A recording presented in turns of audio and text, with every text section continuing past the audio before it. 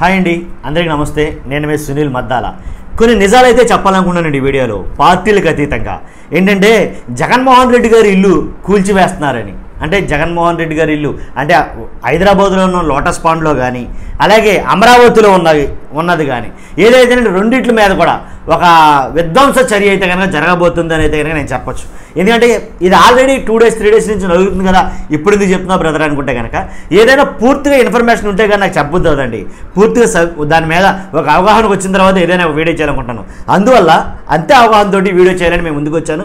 మర్చిపోవద్దు, జగన్మోహన్ రెడ్డి గారు ఇల్లు కూల్చేస్తున్నారా, లేకపోతే లోటస్ పాండ్లో ఉన్న ఇల్లు కూల్చేస్తున్నారా, అమరావతిలో ఇల్లు కూల్చేస్తున్నారా, ఏంటి వార్తలన్నింటికి చెక్ పెట్టాలనే ఉద్దేశంతో, అసలు ఏం జరుగుతుంది ఏం జరగబోతుంది అనేది మీకు చెప్పాలనే ఉద్దేశంతో ఈ వీడియో చేస్తాను.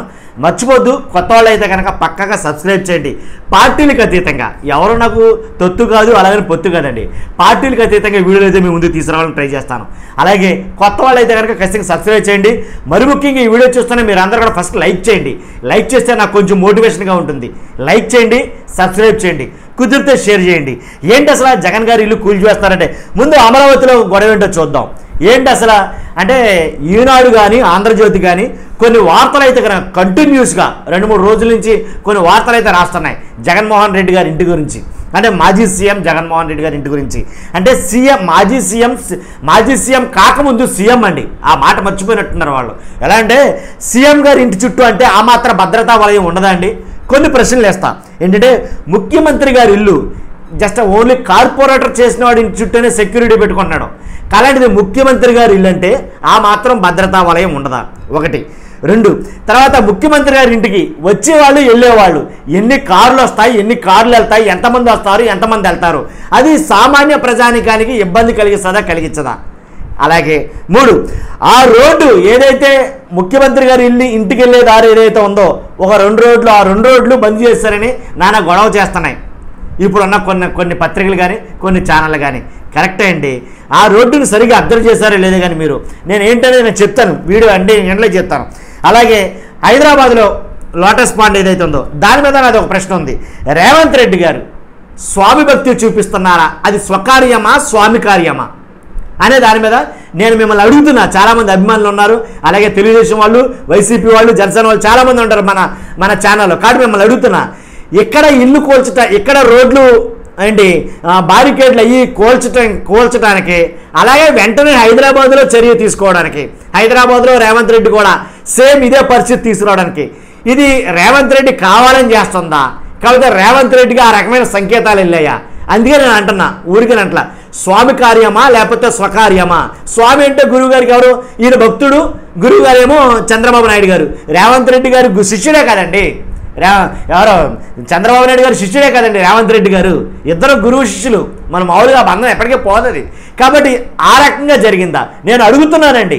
నేను దేన్ని కన్ఫర్మ్ చేయట్లా, ఫైనలైజ్ చేయట్లా, మిమ్మల్ని చాలామంది అడుగుతున్నా. కాబట్టి మీకు నచ్చితే కనుక మీ అభిప్రాయాన్ని నిర్మోహమాటంగా కామెంట్ రూపంలో తెలియజేయండి. సదా దానికి నేను గౌరవిస్తా, మంచిగా చెడైనా సరే. తర్వాత ఇంకోటి ఏంటంటే ఇప్పుడు మనం వీడియోలోకి వెళ్ళిపోదాం. ఏంటంటే కనుక తాడేపల్లి నివాసం ఇంటి వెనక నుంచి, ఇప్పుడు నేను చూపించడానికి మ్యాప్ లేదు నా దగ్గర, ఇప్పుడు ఇల్లు ఉంది, ఇంటి వెనక ఒక రోడ్డు ఉంది, ఆ రోడ్డు ముఖ్యమంత్రి గారి ఇంటిని ఆనుకుని వెళ్తుందండి. యాక్చువల్గా అయితే కనుక ఆనుకుని ఇలా టర్న్ తీసుకుంటుంది. అది ఇలా టర్న్ తీసుకున్నప్పుడు ఇక్కడ ముఖ్యమంత్రి గారు హౌస్ ఇది, చుట్టూ కార్లు ఉంటాయి. మ్యాక్సిమం వచ్చేవాళ్ళు రోజుకి వచ్చేవాళ్ళు ఎంతమంది ఉంటారు, ఎన్ని కార్లు ఉంటాయి, ఈ వచ్చే దారిలో అంత ట్రాఫిక్ ఏర్పడతా ఉంటే వాళ్ళకి ఇబ్బంది ఉంటుందో ఉండదా? కాబట్టి ఆ ఇబ్బంది తలెత్తకూడదని ముఖ్యమంత్రి ఇంటి చుట్టూ అప్పట్లో సిబ్బంది ఏం చేశారంటే కనుక ముఖ్యమంత్రి ఇంటి చుట్టూ ఉన్న ఒక రోడ్డు అయితే ఉందో ఆ రోడ్డుని బ్లాక్ చేశారు. ఆ మాట వాస్తవమే. బ్లాక్ చేసిన దానికన్నా, బ్లాక్ చేస్తే వచ్చే ఇబ్బంది కన్నా బ్లాక్ చేయకపోతే ఇంకా ఎక్కువ ఇబ్బంది పడతాను. నిజమండి, ఏంటండి ట్రాఫిక్ ఇదినే, ఎంత ముఖ్యమంత్రి మాత్రం ఇంత 1-2 గంటలు ఆఫ్ చేస్తారు, ఇలాగా ఎంతసేపు ఆఫ్ చేస్తారండి, ఇలా మాట్లాడతాం మనం. సామాన్యంగా ఎవరైనా ఎలా మాట్లాడతాం మనం. ఒక హైదరాబాద్లో ముఖ్యమంత్రి వెళ్తాడంటే గంటన్నర ఆఫ్ చేసిన సందర్భాలు ఉన్నాయి, లేవంటారా? వాస్తవాలు చెప్పండి. ఒక హైదరాబాద్లో ముఖ్యమంత్రి ఆ రోడ్లో వెళ్తాడంటే గంట సేపు నిలబెట్టేసిన సందర్భాలు ఉన్నాయి ట్రాఫిక్లో. కాబట్టి అలాంటిది అప్పుడు ఏం మాట్లాడుకుంటారు ప్రజలు, అరే ఇదేంటి ఎంత ఇల్లు అయితే మాత్రం ముఖ్యమంత్రి నిమిషం మనల్ని ఆఫ్ చేస్తారు ఇక్కడ అని అంటారు. ఆ ఆఫ్ చేయడం కరెక్ట్ అంటారా, లేకపోతే అలాగే బైపాస్ ఇవ్వడం కరెక్ట్ అంటారా? అరే ఈ రోడ్డు కాదు, ఈ రోడ్ బ్లాక్ చేసాం, మీరు అలా తిరిగిరండి అంటాం కరెక్ట్ అంటారా? ఒక వెంచర్ అది, ఆ వెంచర్లో ఒక రోడ్డు ఆఫ్ చేశారు, ఆ రోడ్డు కరెక్ట్ చేస్తూ చాలా రోడ్లు ఉన్నాయి వాస్తవంగా అయితే కనుక. ఏ రోడ్డు నుంచి వెళ్ళినా సరే వాళ్ళు వెళ్ళిపోవచ్చు.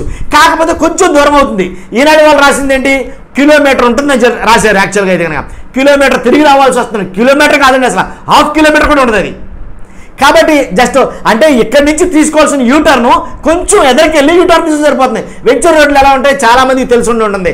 రియల్ ఎస్టేట్లో వెంచర్లు వేస్తారు. ఆ వెంచర్ల రోడ్లు ఎలా ఉంటాయి చాలా మంది, ప్రతి రోడ్డు మెయిన్ రోడ్డు కరెక్ట్ అయి ఉంటుంది. సో అలాగే అంటే ఇక్కడ తీసుకోవాల్సిన కటింగ్ కొంచెం ఎదరికి వెళ్ళి తీసుకుంటారు. కాబట్టి దాన్ని కూడా నాన్న రాద్ధాంతం చేయాలని కూడా ఎంతవరకు కరెక్ట్. అయితే మీరు చెప్పే దాంట్లో వాస్తవం ఉంటే వెల్ అండ్ గుడ్, నేనే అప్రిషియేట్ చేస్తా. కరెక్టే, ఈయన చెప్పే తప్పు జగన్మోహన్ రెడ్డి గారు చేసిన తప్పని. కాబట్టి ఈ విషయంలో కొన్ని విషయాల్లో 100% చెప్తున్నా, జగన్మోహన్ రెడ్డి గారి గురించి ఎత్తి చూపించి అంటే తప్పులు ఎత్తి చూపించిన ఛానల్ మనదే. ఇంచుమించు 100-200 వీడియోలు ఉంటాయి జగన్మోహన్ రెడ్డి గారు చేసిన తప్పులన్నీ చెప్పి, దాంట్లో ఎలాంటి డౌట్ లేదు, అసలు మొహమాటమే లేదు. ఎందుకంటే మనకు ఎవడో చుట్టం కాదు కదా. కాబట్టి అలాంటి దానికోసం అంటే ఏంలా ముఖ్యమంత్రి పదవి దిగిపోయాడు. ఆయన దిగిపోయిన తర్వాత ఫస్ట్ చేయాల్సిన పని ఏంటి, మానసికంగా మనిషిని ఇబ్బంది పెట్టడం. అంటే ముఖ్యమంత్రి దిగిపోయినా మాజీ ముఖ్యమంత్రి కావాల్సినటువంటి అవన్నీ ఉంటాయి 100%. కాకపోతే ఏం చేస్తున్నారు ఇప్పుడు, ఆ బారికేడ్లు తొలగించారంట ప్రజలు. ఒక మాట ఒక టైటిల్ పెట్టాడండి ఆయన. ఏంటా టైటిల్ అంటే ఏదో భయంకరమైన టైటిల్ పెట్టాడు. ఎలా అంటే జనాలు చాలా దారుణంగా ఇబ్బంది పడుతున్నారని రాసుకొచ్చాడు. తాడేపల్లిలో జనాల దారి కష్టాలు, తాడేపల్లి జనాల దారి కష్టాలు, ఎంటైర్ మొత్తం తాడేపల్లి అంటాను, ఎంటైర్ తాడేపల్లి అంటాను జనాలు దారి కష్టాలు పడుతున్నారంట ఆయన రాసుకొచ్చింది. మరీ చోద్యం కాకపోతే ఒక రోడ్డు బ్లాక్ చేస్తే ఎంటైర్ తాడేపల్లి అందరికి కూడా దారి కష్టాలు ఎలా వస్తాయి నాకు అర్థం కాల. విజ్ఞత కలిగిన వాళ్ళు ఎవరంటే మీరే చెప్పాలి. కాబట్టి ఆ ఇంటి వెనక ఉన్నటువంటి ఆ రోడ్డు ఏదైతే ఉందో అది ఒకటి బ్లాక్ చేశారు.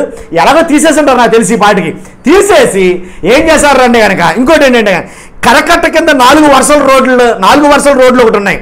ఈ రోడ్డు సీతానగరం నుంచి దేవేంద్ర పాడుకు రాకపోకలు ఉంటాయి.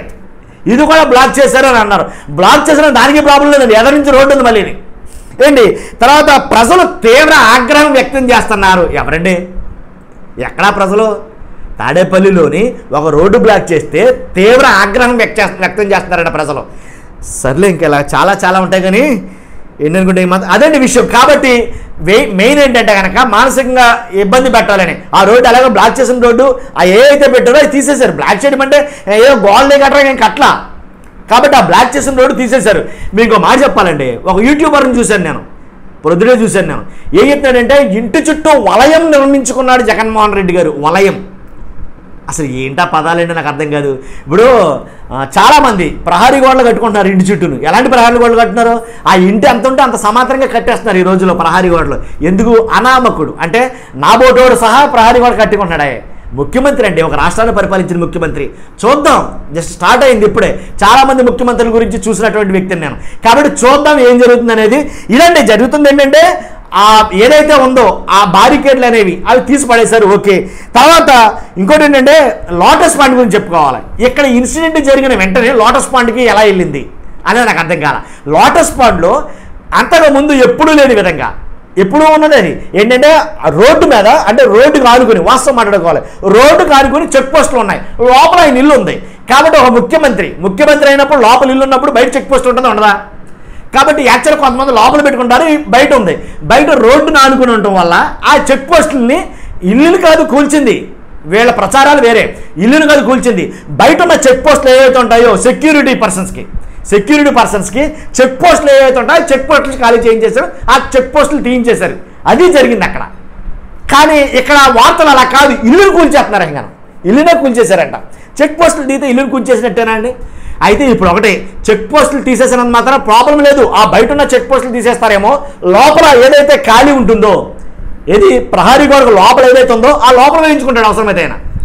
కాబట్టి అక్కడ చెక్ పోస్టులు ఖాళీ చేయించారు. ఎందుకంటే జిహెచ్ఎంసీ సిబ్బందికి కొన్ని వేల మంది దరఖాస్తులు పెట్టుకున్నారంట. ఏమని, అవి ఖాళీ చేయించండి, మాకు చాలా ఇబ్బందిగా ఉంది. ఏంటి, లోటస్ పాండ్లో ఉన్న చెక్ పోస్టులకి జూబ్లీ హిల్స్లో ఉన్న వాళ్ళకి కూడా ఇబ్బందులు వచ్చినాయి అంట. అర్థం కాదు నాకు, అసలు నాకు ఇక్కడ తేడా కొట్టేస్తుంది ఏంటో కానీ. కాబట్టి ఇదేంటిది, ఎంటైర్ హైదరాబాద్ మొత్తం ఇబ్బంది పడటం ఏంటి, లోటస్ పాండ్లో ఉండే చిన్న చెక్ పోస్టుల కోసం ఇబ్బంది పడింది హైదరాబాద్ ప్రజలా రేవంత్ రెడ్డి గారు నాకు అర్థం కాల. మరి ముఖ్యంగా రేవంత్ రెడ్డి గారు ఎవరి అభిమానం కోసమని ఇది చేశారు నాకు అర్థం కాల. మీకు ఏమైనా తెలిస్తే చెప్పొచ్చు ఖచ్చితంగా. నేనేదో ఏకపాత్రాభినయం చేయట్లేదండి, ఉన్న మాటలు నిష్పక్షపాతంగా ఉన్న మాటలే మాట్లాడుతున్నా, లేనిది మాట్లాడటంలా. ఏంటంటే బయట ఉన్న చెక్ పోస్టులు తీయించాలనుకున్నావు, తీయించాయి, మళ్ళీ ఈ కామెంట్స్ ఎందుకు? కాబట్టి నీకు నచ్చలా, నీకు నచ్చిన వాళ్ళకి ఎవరికో నచ్చలా, తీయించేస్తారు, గొడవే లేదు. కాబట్టి ఇంకోటి ఏంటంటే కనుక అంటే అయిపోయింది, తగలేస్తాము, వాళ్ళ మీద వేస్తాం అన్నట్టు ఉండకూడదు. నేను అనేది అంటే ఒక హోదాలో, ఒక ముఖ్యమంత్రి హోదాలో ఉండే వాళ్ళు చేసే పనులు కాదు. కాబట్టి ఇలాగా లోటస్ పాండ్లో ఇల్లు కూల్చేసాం, అమరావతిలో ఉన్న ఇల్లు కూడా కూల్చేసాం. ఏంటంటే ప్రజాగ్రహం ఎక్కువైపోయింది, ప్రజలు అసలు చాలా మన మామూలుగా అసలు టెక్టాక్ లేదు, ఒత్తక లేదు అన్నట్టుగా మాట్లాడుకొచ్చారు. దాని గురించే నేను అంటే ఇలాంటివి కూడా రాస్తారా? ఉన్న వాస్తవం రాసుకోవాలి కదండి. అంటే ఆ రోడ్డు క్లోజ్ చేశారు జగన్మోహన్ రెడ్డి గారు ఉన్నప్పుడు, ముఖ్యమంత్రిగా ఉన్నప్పుడు. ఎందుకంటే ముఖ్యమంత్రిగా ఉన్నప్పుడు రద్దీ ఎక్కువ ఉంటుంది. చాలా సింపుల్ అండి, ముఖ్యమంత్రిగా ఉన్నప్పుడు రద్దీ ఎక్కువ ఉంటుంది.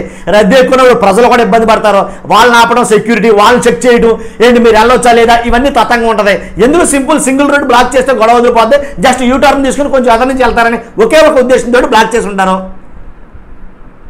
ఏమండి, ఏదైనా ఒక కార్యక్రమానికి ఒక ముఖ్యమంత్రి వస్తున్నాడంటే ఒక రోడ్డు కాదండి, ఎంటైర్ ఎన్ని లక్షల వాహనాలు ఏమన్నా సరే ఆగుతారు, వేరే రోడ్డు ఇస్తారు, బైపాస్ ఇస్తారు, వేరే చోట్లకి ఇస్తారు, అదేం కాదు కదా. కాబట్టి చాలా చాలా చిన్న విషయాలు కూడా భూతత్వంలో పెట్టి చూపించాలని ప్రయత్నం చేస్తున్నారేమో నాకైతే అనిపించిందండి. చెప్తానుగా, పార్టీలకు అతీతంగా చెప్తానండి నేను మాట చెప్పినా సరే. కాబట్టి ఈ రకమైనటువంటి ఇబ్బంది కలిగిస్తే ఆటోమేటిక్గా ఆయన ఏదో అవుతాడు అని అనుకోవడం పొరపాటే. కాబట్టి అక్కడ రోడ్డు బ్లాక్ చేస్తే తీసేయచ్చు, తర్వాత లోటస్ పాండ్లో ఉన్న చెక్ పోస్టులు తీసేయచ్చు, మొత్తానికి ఎలాగైతే అండి అనుకున్నాయన్నీ చేయటం జరుగుతుంది. కాబట్టి దీన్నే నేను ఏమంటానంటే, ఒక రాజకీయ నాయకుడు మాజీ ముఖ్యమంత్రి జగన్మోహన్ రెడ్డిని అష్టదిగ్బంధనం చేయటం అని అయితే నేనంట. ఎందుకంటే రాజకీయంగా అతనికి ఉండే ధైర్యాన్ని కానీ ఏదైతే దాన్ని సన్నగిల్లాలి అని అనుకునే ఆ విధానం ఏంలాగా నాకు అనేది అనిపించిందండి. చూస్తున్న మీకు అందరికీ నా మాటల్లో ఏమన్నా తప్పనిపిస్తే కనుక ఖచ్చితంగా కామెంట్ రూపంలో తెలియజేయండి. నచ్చితే కనుక లైక్ చేయడం మర్చిపోద్దు, షేర్ చేయండి. Thank you very much.